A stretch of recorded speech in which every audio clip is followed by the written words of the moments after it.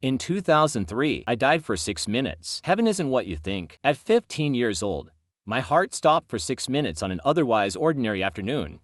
I was walking home from the bus stop, a familiar 4-block trek. Out of nowhere, I began to feel nauseous. There was no warning, just an abrupt wave of sickness. I'd eaten lunch like I always did, Bosco sticks and marinara sauce, a high school staple I'd consumed countless times. But as I neared my front door, a cold sweat overtook me.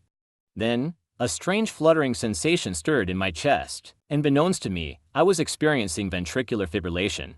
My heart had entered a chaotic rhythm, leaving me breathless before I collapsed. What followed was pieced together from the accounts of others.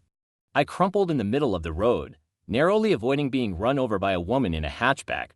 She slammed on her brakes just in time, rushed to my side, and called for help. When EMS arrived, my heart had already stopped. I was, by all accounts, clinically dead.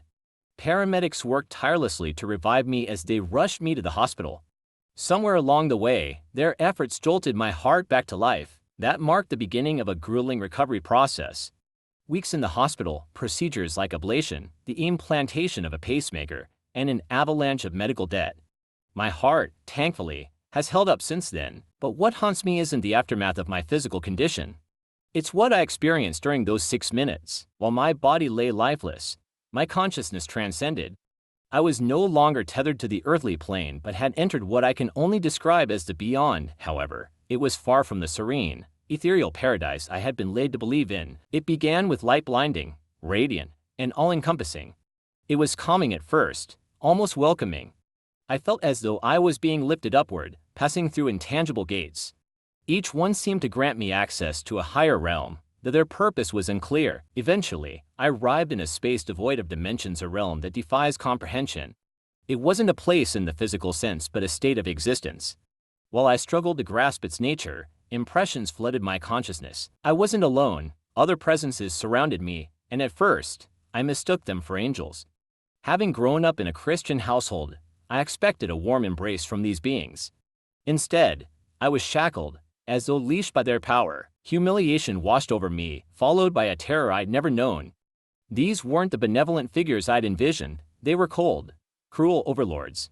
I couldn't understand why until thoughts, foreign and chilling, began to fill my mind. The truths they revealed shattered everything I thought I knew about existence. Our universe, they told me, isn't an accident or the work of a loving creator.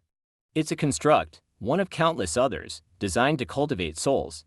We are products of this system. Our lives and consciousnesses are mere commodities. The purpose of life, to mature until we're ready to be harvested. The Big Bang wasn't a random event but the deliberate act of entities far beyond our comprehension.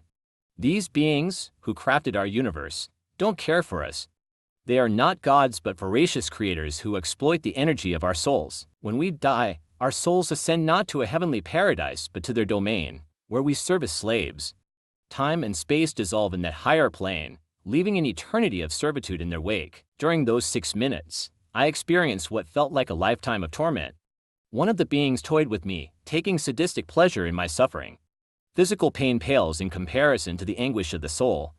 The closest earthly analogy is the grief of losing a loved one, raw, piercing, and unrelenting. As my time in that realm drew to an end, they made one thing clear: I was forbidden to share what I had seen.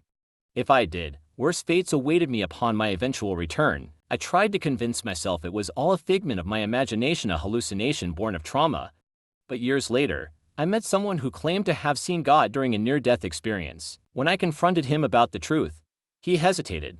There was a flicker in his eyes, a brief moment where I saw that he knew he'd been there too. But unlike me, he chose to lie about it, to paint the afterlife as a place of love and light. I cannot remain silent. Heaven is not the sanctuary we've been promised. It is something far more sinister.